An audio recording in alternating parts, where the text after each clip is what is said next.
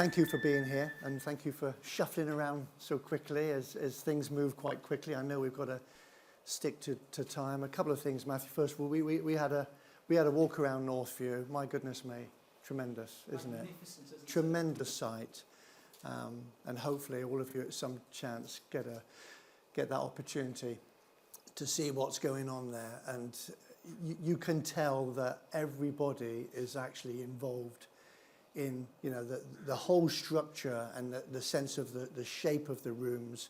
So much light coming into an establishment, and particularly for mental health. It's, you know, there's some real areas of joy that you think, you know, nobody wants to be in that setting, but, you know, make it as best as possible. And it was great that you talked around about the value of asking those users, what do they want out of the project or the pilot or the area that you're asking about. Nothing more important in that sentence in the way we looked at the Portering Standards. The Portering kind of really, the work that closely with Kay, myself and the rest of the NHS England Soft FM team, working really closely with Mark and the team from GV Healthcare around the Portering and the Cleaning Awards, and I'm sure some of you in the room have been involved in that. It's been an absolute joy to see those people that are often back of house, actually seeing them up on stage and celebrating the work that they do. And some of those stories, Mark, that we hear, it's, you know, it's quite emotional. You know, often the things that they face, they're not trained for because things happen quite quickly and they have to adapt. And for that reason, when we were going through the awards and we spoke about, well, how can we take Portering to a level that they really deserve? And it's about every team wanting to benchmark where they are. So it's how do we start to form Portering Standards? And Mark and I spoke a few times around this. The first thing we wanted to do is set up some regional teams. So we had a North, a Midlands, and a South. And we had some really good numbers. Jan's here from the South, and we went up to sunny Hull, didn't we? I think it is sunny there one day of the year. It wasn't the day we were there. No. But it was great that, you know, it's very much an open house at GV, and we've had a couple of sessions in each of those places. And the input that we've had, we think, is starting to shape the way forward for those standards. We've got to go through a few hoops, haven't we, Kay, at the moment, around, you know, how will they finally look and how do we get those signed off? But, you know, we're pretty confident that the standards need to be written by, as Matthew said, the users. It's okay us shaping the way they come to you, but it's important that when porters, managers, supervisors read those standards, they recognise. So we're just going to pick up on a few things, first of all, Mark. And Mark, I suppose you are our champion. You've been labelled today. Allegedly. Probably unfair. Yeah, it wasn't a self-appointed title, just passionate about portering. And tell us a little bit about your role before you joined GV. So I was a porter. I was one of the linen porters, so I was dragging out the big blues every morning at 4:30. Had no idea what portering did other than the pulling out the blues. And then as I stayed for in that role probably 6 months, realised the amount of different things that porters do around the hospital and thought this is something I'd like to get involved with. And long story short, supervisor, manager, facilities management, and I was there for 12 years at Hull. We had 2 sites, 1,500 beds just under across the 2 sites, 150 porters, staff. And it's an amazing thing. And coming out of there, I've come now 3 years I've been out of the NHS, seeing other portering teams having exactly the same sort of issues that we had was fascinating. And even not just in this country, and I work in Ireland and Jersey and Australia, we've got hospitals, lots of places. The similarities of the problems that they have, it really struck me. And I suppose I'm certainly not a self-appointed portering champion, but I'm one of those people that if I can talk about portering with a group of people, I will. You may think I'm sad, but I'm not sad. None of us in this room are sad. It's fascinating the impact that they have on those hospitals, and I think it's sometimes undervalued. So we need people being portering champions and shouting about it, and we'll do that Absolutely.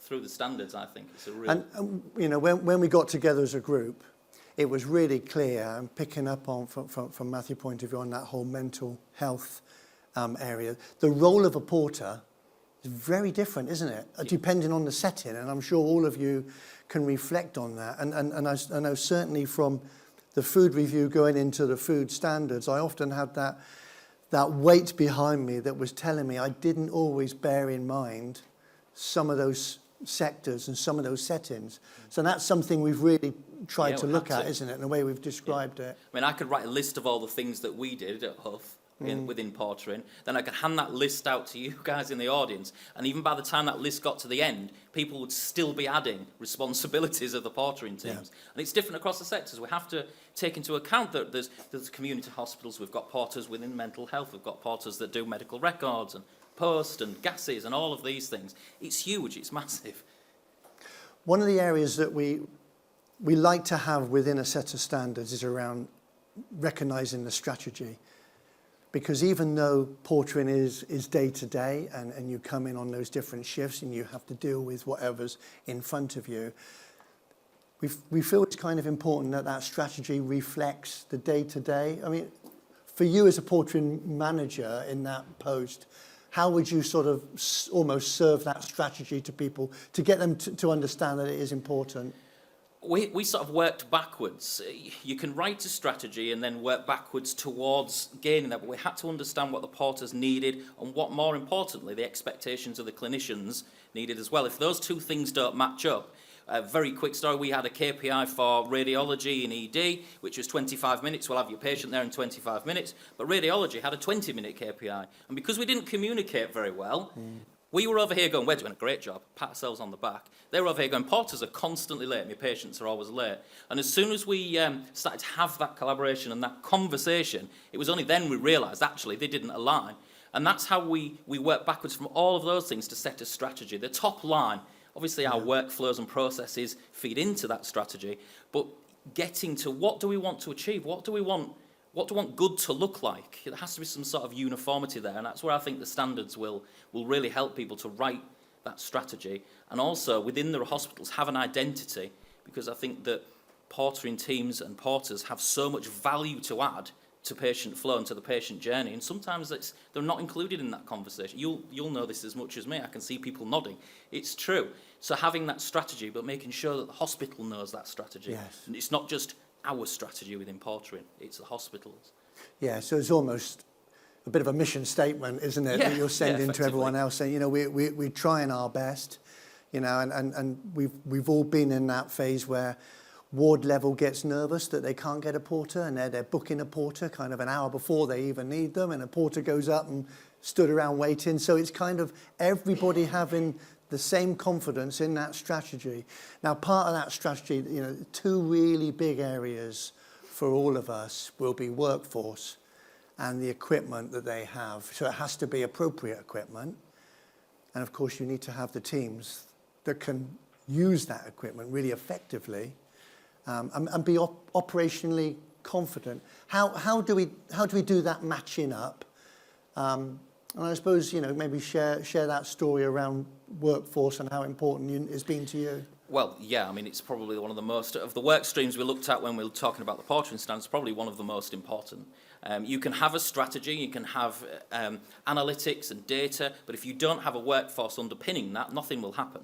You know, strategy is a paragraph, but the people make that happen. Our workforce are probably the most important. And some of the things that Kay was saying earlier on about our ageing workforce, you know, what happens when that 42%, I think it was over 55, somewhere around that figure, wasn't it?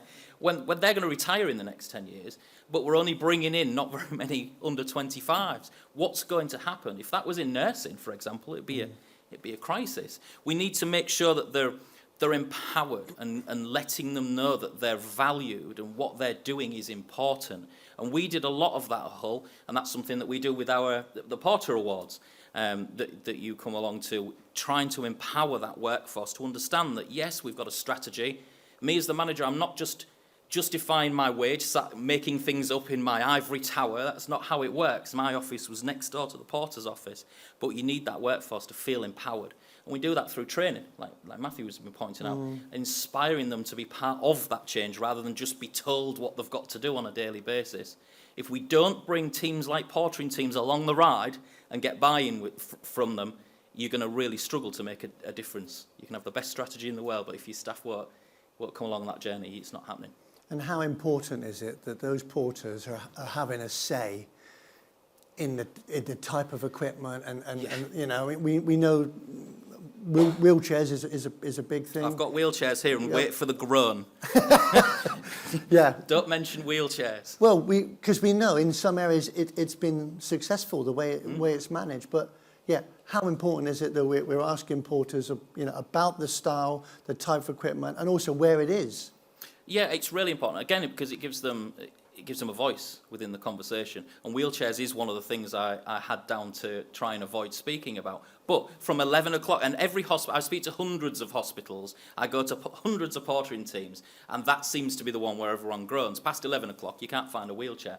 So every CT job you're going to go do, you've got 20 minutes on top of that, trying to find the wheelchair. We need to make sure, I had to go to, and lots of hospitals do, had to go to charitable funds to buy wheelchairs.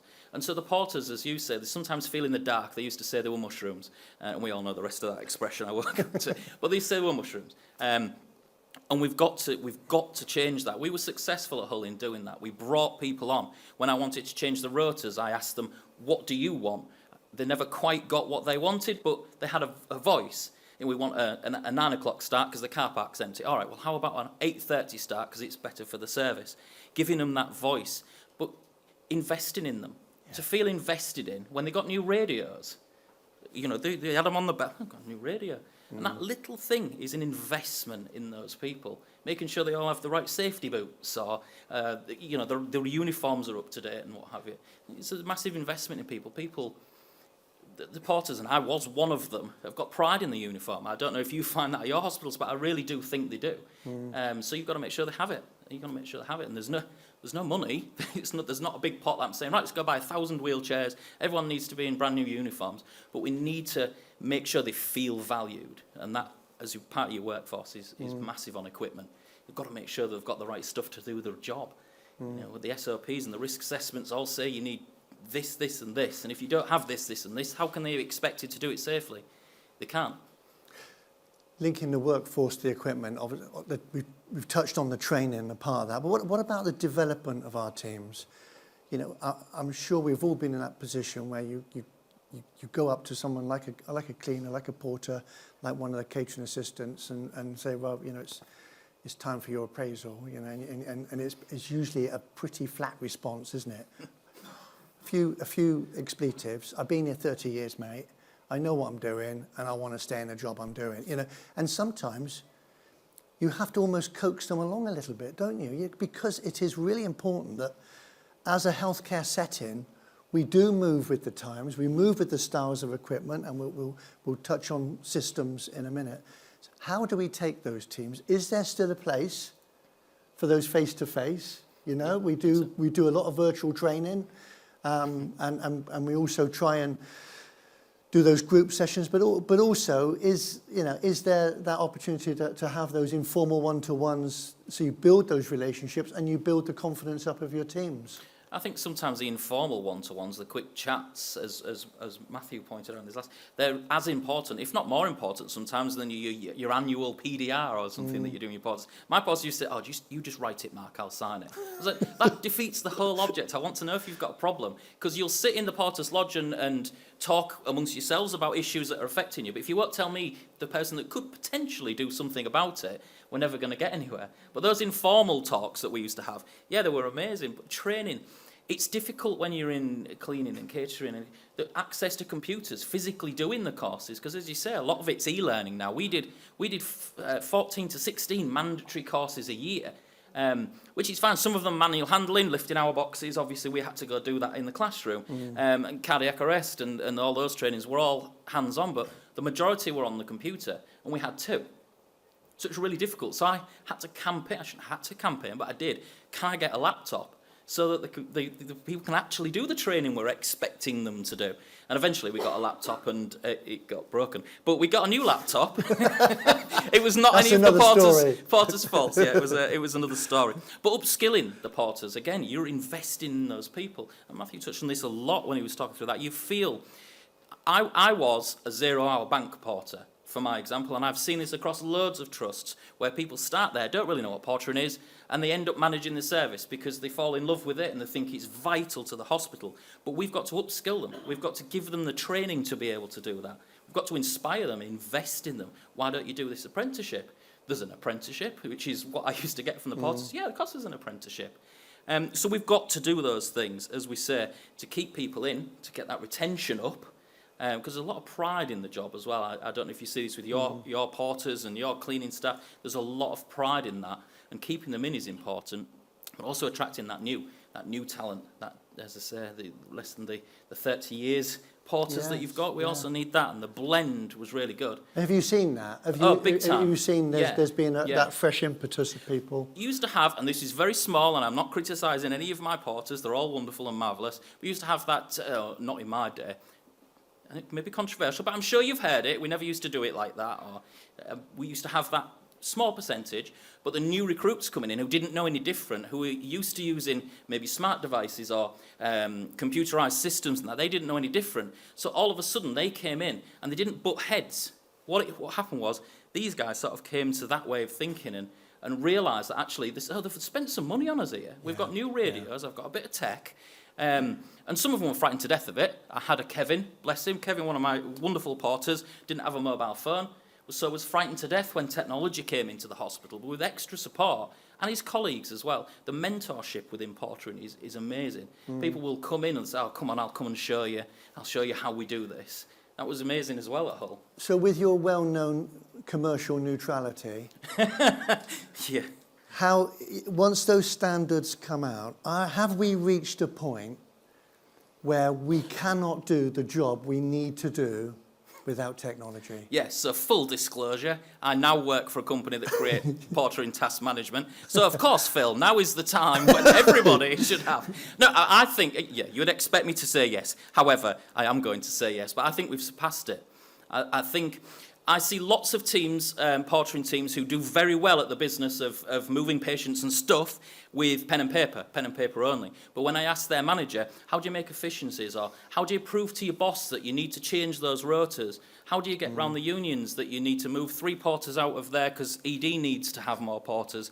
How do you prove any of those things? How do you react to day texts from 2 months ago when a day text comes in and the porter had involvement? Where's your timeline? It's nearly impossible to do it manually. And if you could do it manually, the process is so impractical you wouldn't do it. So, yes, you'd expect me to say, I think it's time. I think we've surpassed the time. I think the teams that have got technology, and it doesn't have to be our technology, there's lots of other technologies out there, and some of them are here, go speak to them today. But I think now is the time, at the very latest, to get some of that, because you can learn. I learned so much from having a digital system. Anecdotally, I knew my rotors worked quite right. I needed to bring people in there. I had 6 porters at 6:30 in the morning. There's no activity then. They're sat around drinking tea, which I don't mind. But if I can move 2 of them, and I only learnt that through the data that I gathered, it's really powerful. And I am a bit of a geek, as you can probably contest to. Is. But you don't have to be. It's just information. I mean, apart from speaking to Mark, and rightly so, it's important to say that there are others that will be in the exhibition area. Go and try and understand, what did that system do, particularly on a business case point of view. What did it bring to the table, and what does it give back?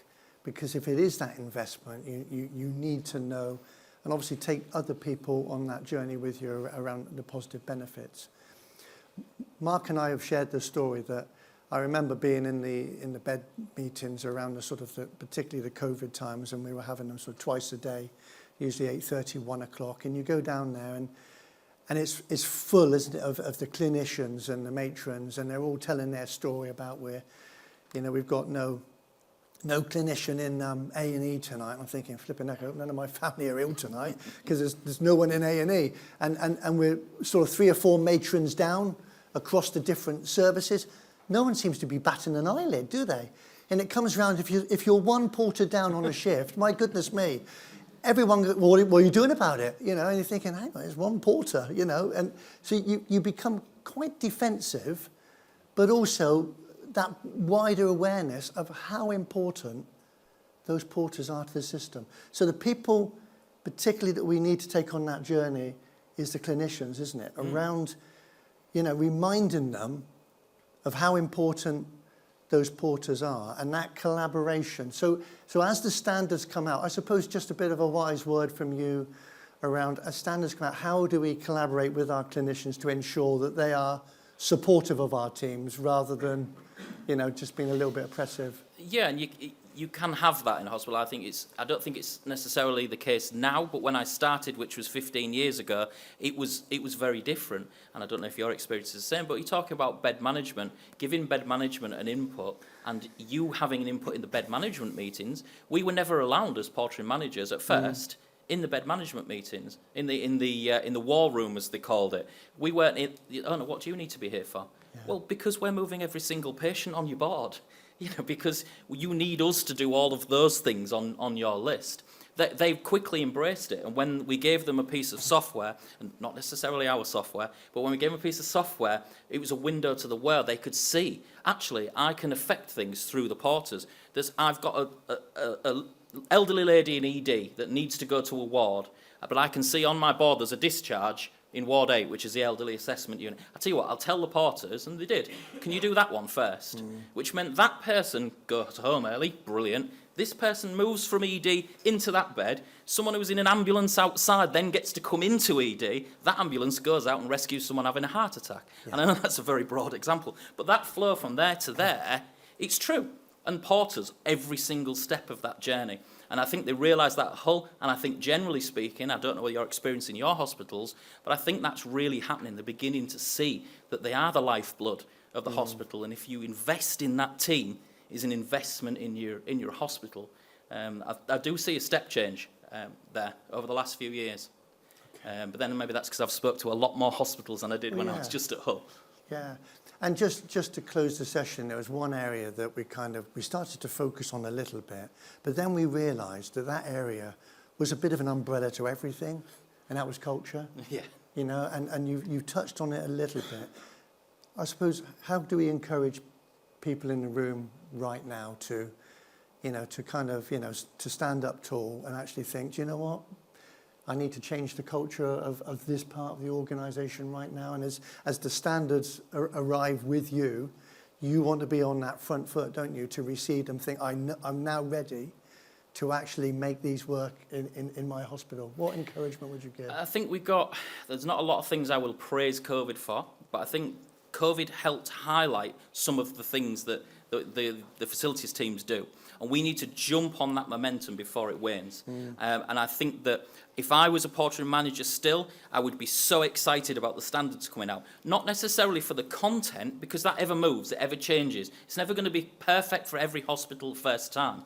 But it gives me a voice in the hospital.